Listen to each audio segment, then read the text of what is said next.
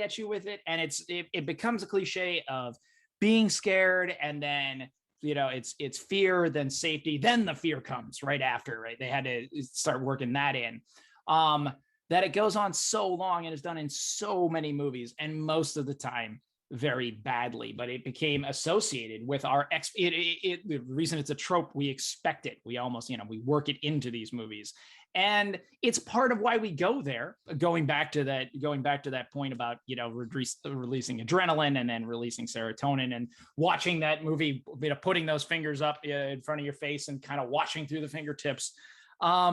But that manufacture of it, that trying to make that moment stand out and come through. And I think why it shows how poor it is I've recently just finished watching Midnight Mass, and this is Mike Flanagan's recent addition to his horror, all of his horror films. And I'm actually going to cite these out as a positive example because he did the jump scare so well. This guy actually took a trope and got me with it, not in one series, but in two. Totally unexpectedly, and actually did it, but he had to work for it. That's the thing.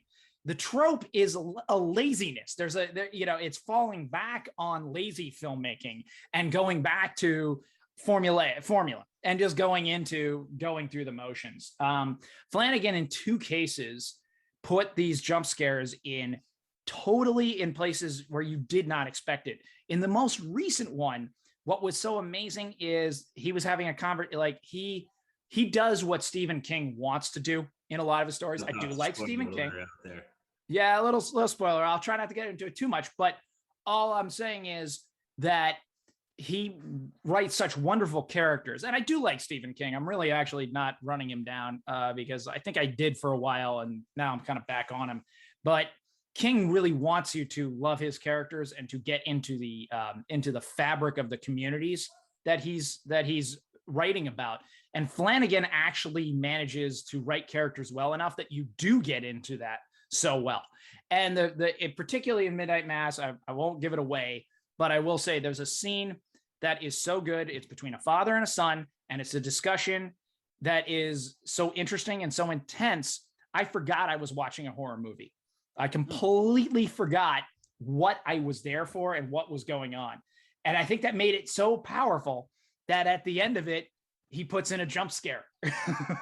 And I'm sitting there in bed watching on my little iPad, with my earphones in, and I jolted, right? So much to the fact that my wife was looking over at me saying, "What the hell are you doing?" And that, when you see something done so well like that. There's another one in The House on Haunted Hill. Again, I won't give it away, but you just don't see it coming.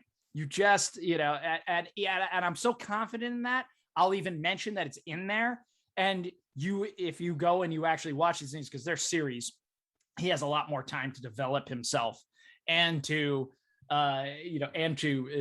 develop that story arc that he manages to get you so enthralled in it that you forget what you're watching, like I say, and you just don't see it coming. And then suddenly you're off the floor. And that's Rashawn even mentioning his dad last week, right? That the kind of joy that he got, that he'd jump and be like, "Oh, you got me. That's awesome." And watch keep it.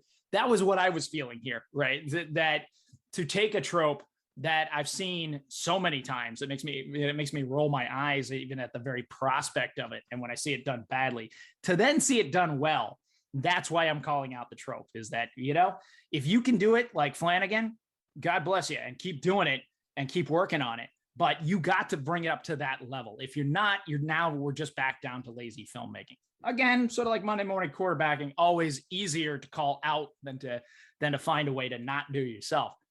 And then just following that up, I'm done with The Last Girl. I'm done with it. It's just dumb. It's an unnecessary trope. It is totally trying to just hammer home this ridiculous, over the top idea that you're going to get a bunch of high school kids to practice abstinence.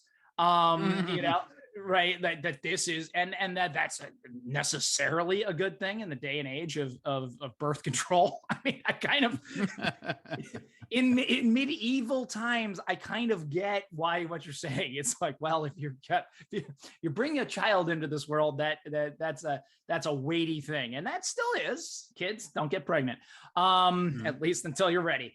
But the very fact of the matter is, in a day and age of readily available birth control,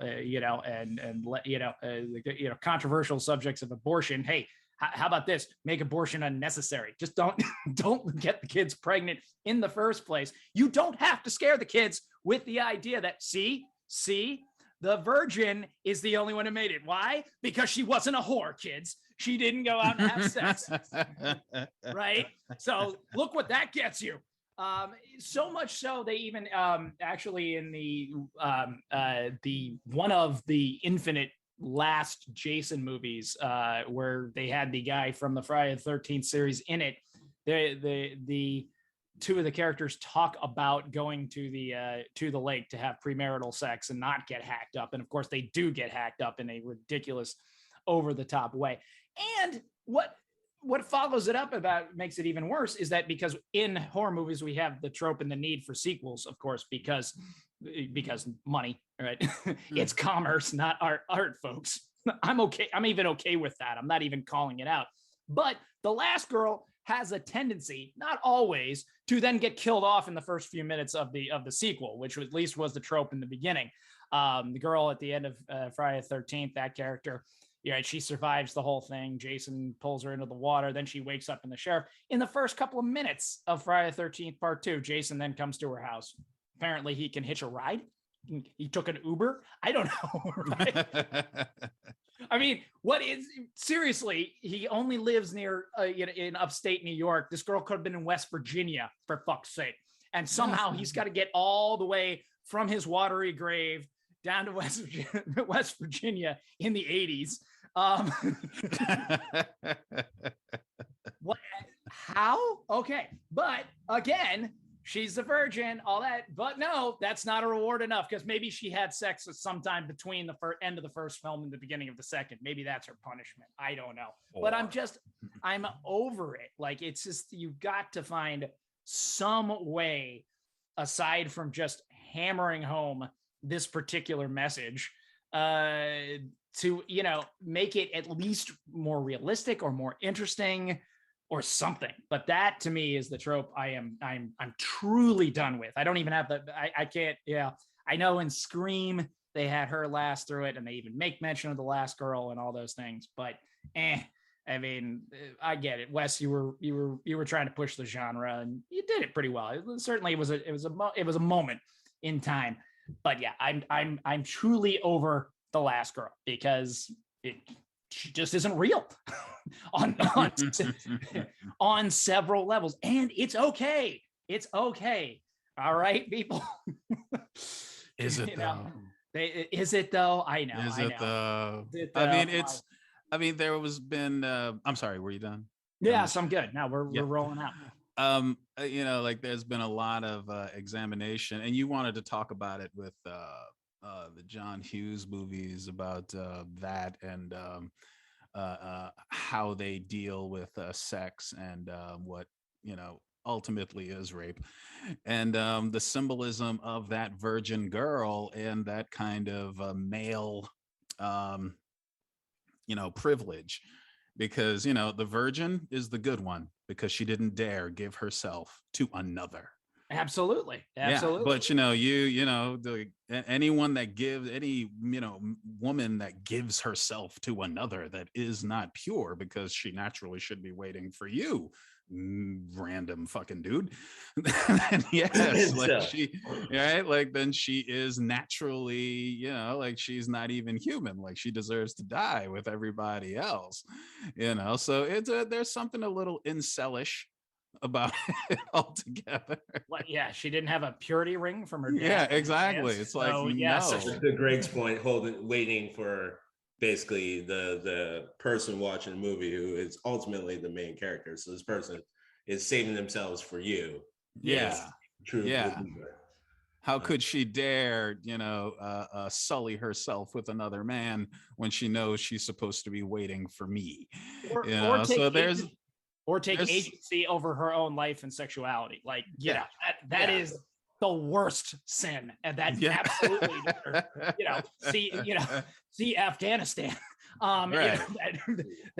Deserves being stoned to death in a soccer stadium, right? Exactly. Or hacked up by a masked killer.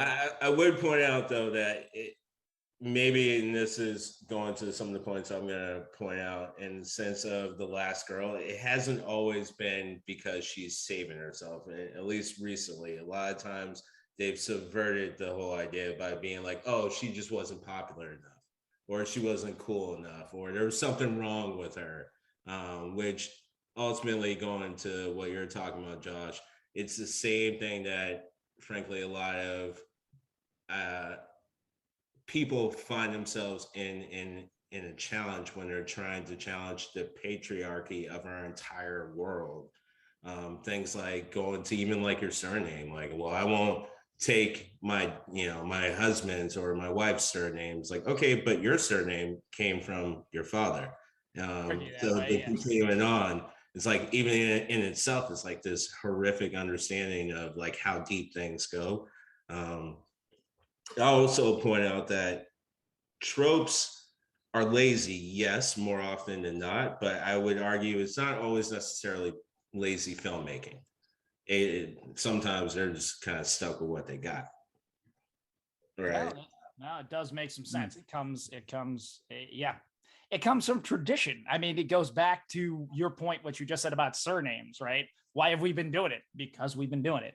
I mean, you're talking to 3 guys from Boston. If nobody in this world understands the idea of keeping some ridiculous tradition alive, well past the point of understanding or even caring, just because we've always done it this way, it's this part of the country, particularly the state. Like, we absolutely adore that shit, right? Indeed.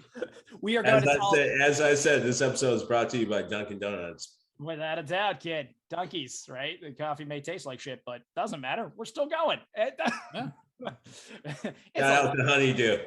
Right. We're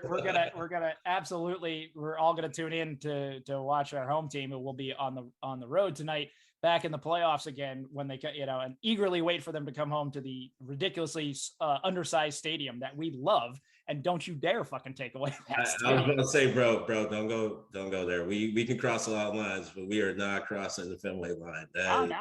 Hey, I'm all for keeping it. We're keeping it. But the fact of the matter is, it's let's just be happy there's no longer troughs in the bathrooms. All right, man. Like, let's appreciate where we've gone. All right. If there are fans out there who are listening, I'm just you got to try and imagine what he's talking about, which is for men peeing in a trough, a giant bathtub, which all of us here experienced, and thankfully that was a tradition we could get rid of. A lot of us were welcomed into what manhood was by going to step up to the trough. First of all, the trough is like at your fucking stomach, so you're pissing up, right? So you already have to like do that. And because you have to do that, you're leaning back, and there's just nothing but fucking old man dicks in your face. So like, oh, this is awesome.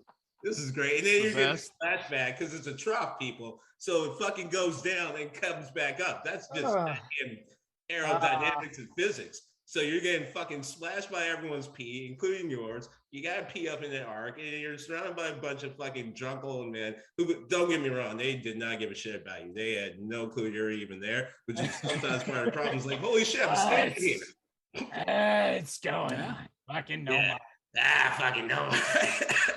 I love the fact that this episode has steered into there. That's when I started this. I wanted to start a podcast that could go anywhere and could go do anything. And the fact that we've led to the troughs in Fenway Park that was a horrific moment. That absolutely nothing quite says horror like that. And for the ladies listening, you just have to take our word for it. There's no equivalent I can come up with. It's one of those very rare cases where I can do that. But yeah, and you don't want to come in here. You don't want to go in there. It's all good. It's better. I know. It sucks waiting in that line. It feels, it feels honestly like you're, second class citizens. It feels like it's all just true. Unfair, but trust me, you don't want to come in here. You don't. You really don't. Although shout out to the women who are like, fuck it, I'm doing it anyway. Like, every once in a while, man, there have been where women are just coming out of the men's